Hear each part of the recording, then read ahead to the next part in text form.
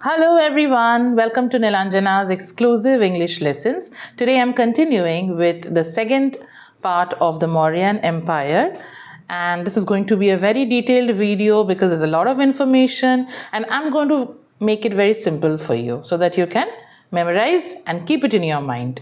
That's the only agenda of making this video. So let's begin. So, who was Chandragupta Maurya? He was the founder of the Mauryan Empire and he made the largest empire in ancient India. He actually unified small kingdoms, republics across the Indian continent, and he unified and he made a huge empire and thereby uniting many small provinces and cities.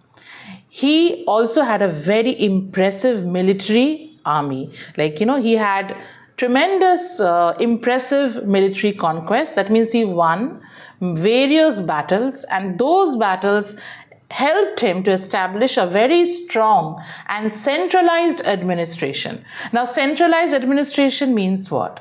Like, if you have a huge empire, you need to manage it, right? You need to manage it in a very efficient manner, and for that you need to have your administration really strong and efficient. So let's see how he managed that administration, how he actually supervised everything so that nothing goes wrong in his empire, and thereby how he unified India under a single ruler. So this is the main theme of today's video, and also we're going to discuss in detail about Ashoka's Dhamma, consequences of the Kalinga war, and so on.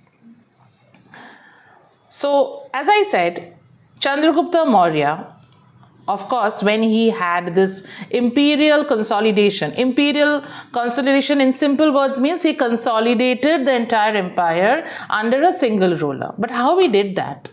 Of course, for that you need to have a very strong army. But is it only with your power and military conquest and winning battles you do that? No. You also need to have great sense of diplomacy. Very strong. Like, you must have seen how our leaders, like how our honorable Prime Minister, he maintains great diplomatic relations with other countries. He goes on visits and he meets them. Why? What is the agenda behind that? So that he can maintain great diplomatic relations with them, so that in times of need they can be our support and they can strengthen thereby the relation. Okay. A very significant event in Chandragupta Maurya's empire was his conflict with Seleucus Nicator. Who was Seleucus Nicator? He was a successor of Alexander the Great. Okay, now Seleucus also wanted to reclaim the territories in India around 305 BC. Of course, there was a very terrible conflict. There was a terrible war. Finally, the war ended with a peace treaty. A treaty is an agreement which is signed between two sides, two opponents, and thereby coming to a conclusion. So they also signed the peace treaty, and this treaty was a very important moment in the ancient Indian history. Why? Because with this treaty, Seleucus gave Chandragupta lots of territories, vast territories, which is right now, some of these names are in Afghanistan. So the four places which he gave to Chandragupta were Baluchistan, Herat, Kabul, and Kandahar. So all these four places were given to Chandragupta, right? That's a great achievement.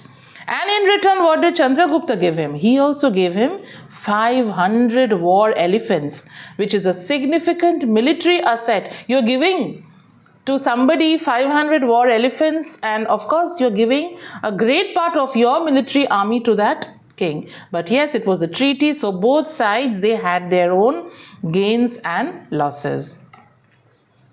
Not only that, this alliance means a relation. This was further strengthened by a marriage arrangement between Chandragupta and Seleucus's daughter Helen. So this marriage agreement was again another way to strengthen relations between a foreign king. So by doing all these things, by following all these methods and strategies, slowly Chandragupta Maurya, he had a great empire. And you can see the map and understand that the empire actually extended from in the northwest from Kabul till the south here, and again from the on the eastern side from Bengal to Saurashtra in the west. This was the extent of his empire, and as I said, to manage such a great kingdom you need a very efficient system of administration.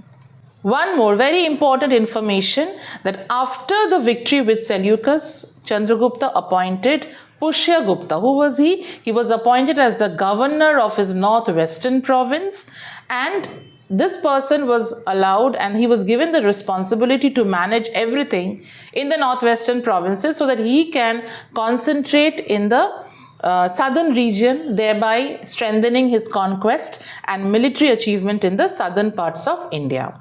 Now, after Chandragupta, who was his successor? Bindusara. So we are going to discuss the legacy of the Mauryan Empire, one after the other, the names of the rulers and the kings, those who have actually contributed to a great extent in ancient Indian history. So Bindusara was his successor and he was a consolidator in the same way like his father followed, the same policy which his father followed. So who was Bindusara? As a succession, he comes to the throne. He's a son of Chandragupta and he succeeded him to the throne, and thereby he continued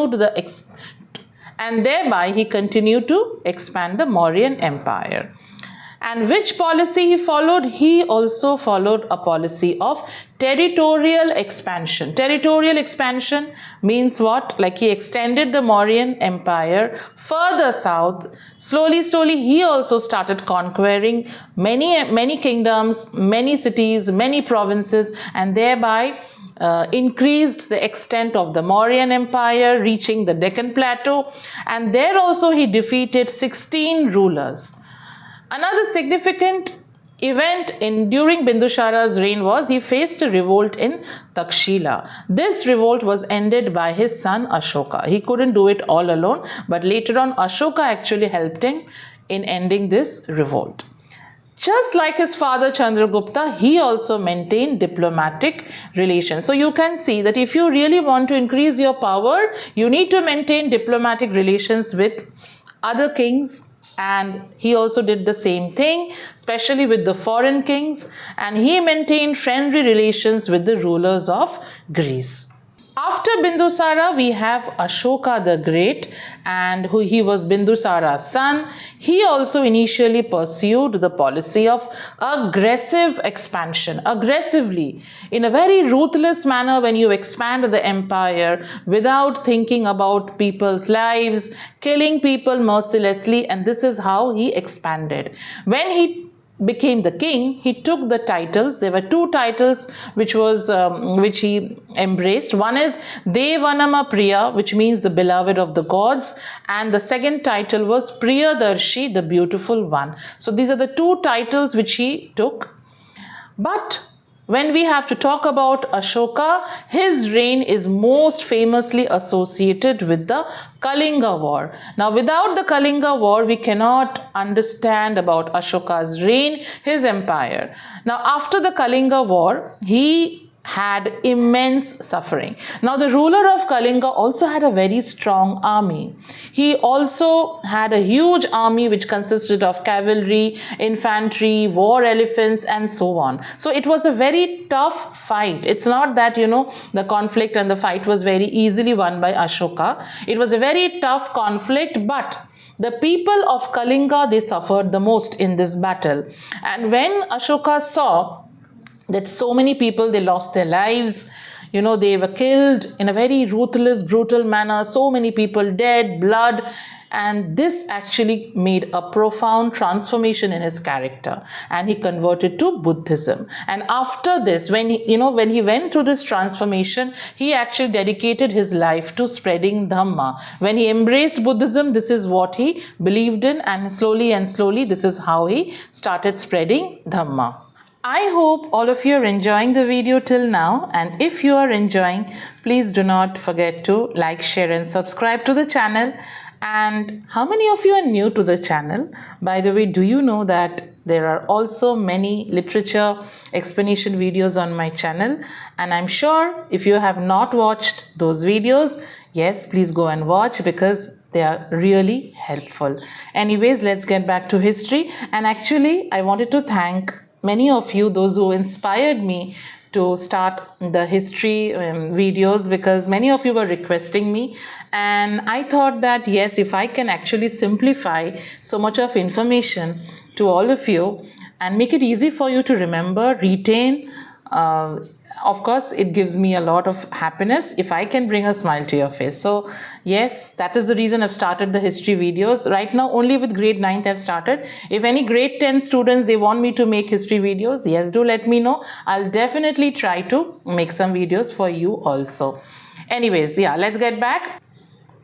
So let's understand the Kalinga War. Let's understand the Kalinga War and its consequences.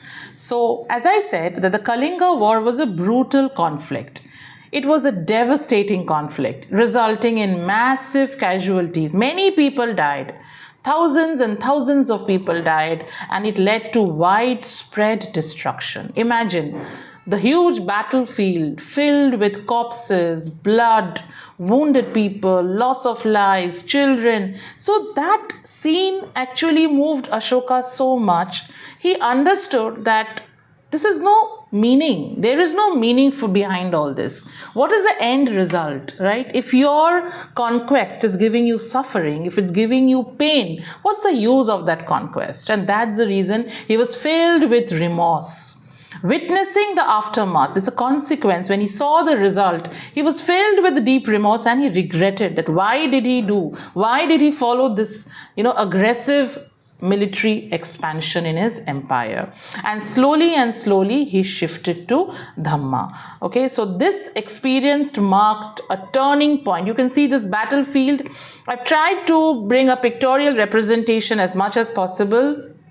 Okay, so this experience, it marked a turning point, and he abandoned military conquest, and slowly he started following a policy of peace and moral governance. If you want to govern people, governing means what? You bring people under your power, under your leadership, under your rule. But if you actually try to love people and bring them by following a policy of love, compassion, kindness, it becomes easier. Instead of, emphasizing on force, killing, mass killing, it's not going to lead to anything. So this is when he embraced Dhamma Gosha and abandoned Beri Gosha. Now those who have a question regarding this is explained in detail in my last video. So I will share a link in the description box. Please watch that video. That's part 1 of the Mauryan Empire, and there everything has been explained. Okay. Also, he changed his personal life. What did he do? What are the changes he started? He stopped eating meat, and he also abandoned the life of luxury and comfort. He's a king, right? A king's life is known for its royalty, for its luxury, but he abandoned all that. And he started preaching Buddhism. He followed the policies, the principles of Buddhism, because it impacted him a lot, and he preached Buddhism to all his subjects. How he wanted to spread Buddhism across his empire, even beyond his empire. For that, he sent his daughter Sanghamitra and his son Mahendra to spread Buddhism. In order to spread Buddhism, he also did a lot of other things. He erected several pillars and edicts. If you remember, in my last video, I explained what are Ashokan edicts. So he erected those edicts. He also constructed 84,000 stupas to keep the relics of Buddha. Now, when a king starts concentrating more on these areas, definitely it is understood that slowly there will be a decline, a decrease in his military preparedness. Earlier, Ashoka had a very aggressive expansion. The policy which he followed, that was really very aggressive, very strong and powerful. That's how he expanded his empire. And for that, you need a strong military army, right? Without that, of course, how can you do so? How can you win the battles against the kings and princes of the other states? So when he slowly, he abandoned those things, of course, it is understood that his military preparedness also had a decline. His efficiency in military preparedness slowly declined because he concentrated on other things. Now, as I said, when he had a huge empire, how did he manage? So there were some changes which he embraced after the Kalinga War. First of all, after the big Kalinga War, what did he do? Toshali became the capital of the eastern part of the Mauryan Empire. It's a city near Kalinga. So this is a major change in the administration. Okay, also Ashoka, he was a king who ruled like a paternal despot. Now this term, what is the meaning of a paternal despot? This means like he acted like a father who cares for his subjects. He ruled like a paternal despot, which means like he acted like a father and he cared for his subjects, but he did not give the power to others. He had the supreme power. And how was the administration under his rule? He also simplified the rigorous policies which was earlier followed, and he made simple rules. Those simple rules actually helped him to keep things running smoothly, and it also, increased the agricultural produce and brought economic prosperity to his kingdom. He appointed governors called the Mahamatras. Who were the Mahamatras? They were the governors. Governors means somebody to manage, right? Officers. Governors means somebody to govern and manage the places. So he appointed these Mahamatras, and they were like the people, the governors who made sure that the people followed the king's rules and at the same time lived morally. So these were some of the things that he followed so that he can have a great centralized administration.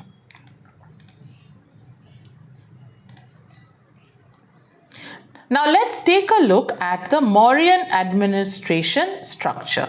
So it was divided into two parts: civil administration and the military administration. Civil is how you manage the place, how you manage the state, manage the provinces, and military is related to warfare. So in civil administration, which are the two areas that he concentrated? One is the central government. Okay, now in the central government, the emperor held the supreme power, and he was helped by a council of ministers. The council of ministers were known as Mantri Parishad. Okay, it was managed by several officers of different ranks and Mahamatras, which I already told you, the Mahamatras were the governors. Okay, now under the council of ministers, there were several roles, dignitaries and titles which he had given. So let's see who were they. So under his council of ministers, we have the Purohit, who was a Pujari, right, who looked into the religious things, religious practices. Then we had the Senapati, who was given the charge of looking into matters of war and peace. The Sannidata, who was the head treasurer. Treasurer means looking into finance, money. Samaharta was a tax expert. Of course, we'll come into tax system in detail later on. And so don't skip the video. Please watch the video till the end because everything will come slowly. So these were the council of ministers and they worked under the king, the emperor. Okay, now it's a huge empire, right? So that's a central part, central government, how it is managed. Now after this they had the provincial governance. The empire was divided into provinces, each governed by a Kumara or a royal prince or a Mahamatra. So somebody from the royal family again headed these provinces, and also the Mahamatras were there to look after these provinces. So there were 5 provinces and their capitals. So these were the names of the provinces. So remember to learn them. Okay, Magadha was their capital, Pataliputra. Gandhara capital Takshila. Avanti, jiska capital hai Ujjain. Kalinga capital was Toshali, and southern province was Swarnagiri. Head of the province was Aryaputra. He was the person who was managing them. Pradeshika was a man who collected the taxes. Rajuka was the Tehsildar or the revenue officer. Okay, and Yukta was the treasurer. So in short, those who are having doubts about central and provincial, I'll explain it to you very simply, in a very simple, straightforward way. The central administration was the main government of the Mauryan Empire. Okay, the emperor, like if Chandragupta was emperor or when Ashoka was emperor, they were at the top. and they controlled everything. They had the supreme power. His officials, like the Mantri Parishad, the Council of Ministers, helped the emperor. Okay. Now, there were many departments, right, to manage things like taxes, that was a department, law, trade, army, everything was separated into different departments. So the emperor gave orders to everyone in the empire, and the orders were carried out by the people who managed these departments. And not only that, officers were also appointed to keep checks on everything that was happening in the kingdom. Now, what is provincial administration? This managed different provinces of the empire. Each province had its own capital, which I just said, and it was again ruled by a prince or a trusted governor like a Mahamatra. Provinces again had officers who carried out the emperor's order in their region. They were given the charge to manage their region, and local officials looked after towns and villages. Okay, so in short, central was like the head office making important decisions. All decisions were with the central administration, and provincial were like the branch offices in different cities. So they just carried out those decisions in their own areas. Now let's come to the district administration.